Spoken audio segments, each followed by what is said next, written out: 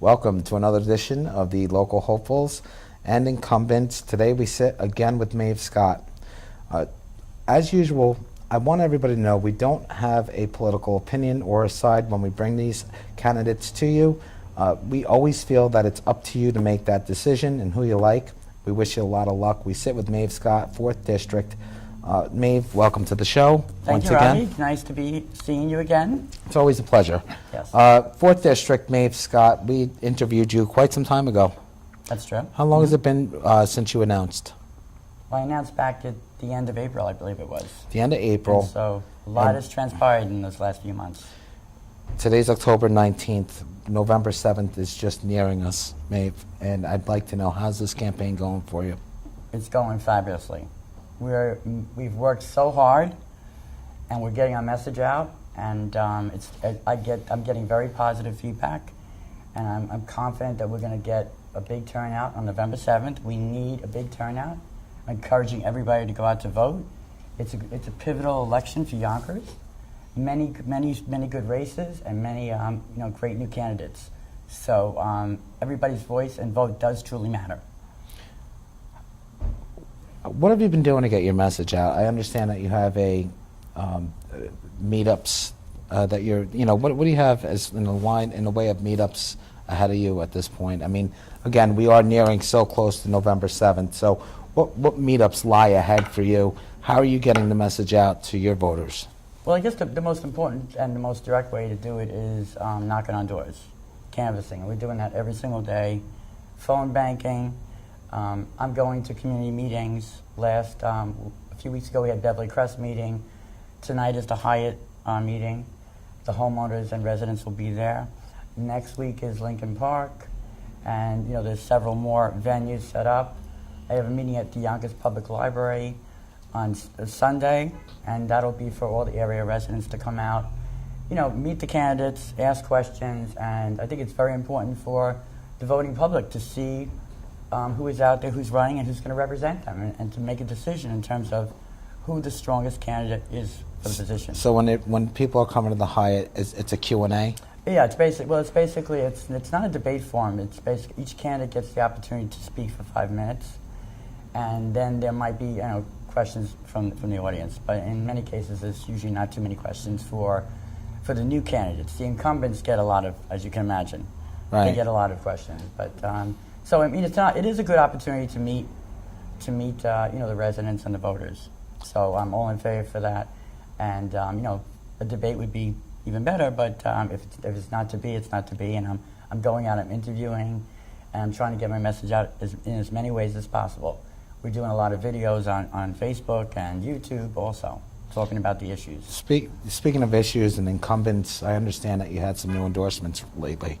Right. I have a lot of union endorsements. This week I was fortunate enough to be endorsed by the construction and building trades unions, and that's a major endorsement. That's very big. And then also SEIU for the employees. That's another big endorsement. So, collectively, I'm very proud of the endorsements I've received. It shows confidence in me as someone who's going to be an advocate for all the working families in Yonkers and the strong middle class population that we have in Yonkers. I will be a strong advocate for the taxpayers as well. Is it your goal to kind of maintain taxes where they are, property taxes and the like? Are you looking to maybe give a little tax relief to your district? I mean, what are you fighting for? Well, at this point, my expertise is in the budget, and I have over a decade of experience in very significant dollar budgets. And the Yonkers budget at this point, when I get elected January 2nd, is going to be a focal point. January 2nd, I would call a special meeting on the budget, because I really believe that next year is going to be a financial turning point for this city. I'm been told, and it's been estimated, that there's probably a deficit of $30 to $50 million as a surprise deficit in the budget. No one's talking about it this year because it's an election year, so everybody's painting a rosy picture. But it's not going to be rosy next year, and that's why we need somebody with my financial skills to be able to decipher and come up with a remedy for that deficit. It's so large of a deficit that we're not going to be able to tax our way out of it. No way we're going to increase taxes to cover it, nor are we going to be able to cut out expenses. So it's going to be a true dilemma. Very challenging. It's going to be a true dilemma, and it's actually going to require some significant lobbying in Albany for state and federal funding. And I believe that I'm the one that can work effectively on the ground to command and to obtain that funding for Yonkers. I'm full-time at this. I can do this full-time. And I have that kind of leads me to your challenger is, for lack of better terms, try to discredit you with your work history over at AIG. Your financial experience, your associations with AIG during a financial bailout. Right. So what do you tell the voters when somebody comes in and says, well, look, AIG took money from the taxpayers. Mm-hmm. They went ahead and sent out all of their big, CEOs off their vacations and gave big bonuses. How is that a reflection on you? Well, first of all, I mean, the financial bailout that happened in 2008 affected a vast number of financial institutions. And it involved very complex financial instruments, mortgage-backed securities, credit derivative swaps. AIG was in financial distress. It was purely a liquidity problem, and the company had to be bailed out. The company was bailed out. The company fully repaid the bailout, plus $20 billion of profit to the taxpayer. The company had to be downsized, and a lot of the assets were sold off to make payment. And my opponent, even just by raising this, it has no reflection on me or my experience. In fact, I am very proud of the financial experience and knowledge that I gained during my association with AIG. And it just purely shows to me how unknowledgeable my opponent is about what transpired back in that time period. And also, it was no reflection on my association. I actually, so far removed from it. But I have, significant financial background in budgets, and that is something that he can't discredit. That if he had 1/10 of my knowledge, he'd be close to being qualified for the position. Huh. But he doesn't, and that's why he brings something up like this that has no bearing whatsoever on my credibility, my qualifications. So I just think that the record has to be set that I'm very proud of my career and my association with AIG for that matter.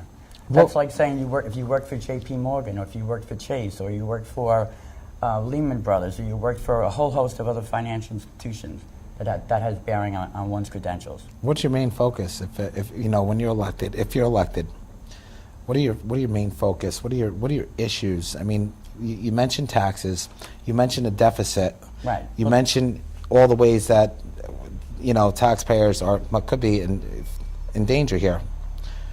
So what's going to be your number one focal point? What are the issues right now that you're going to tackle?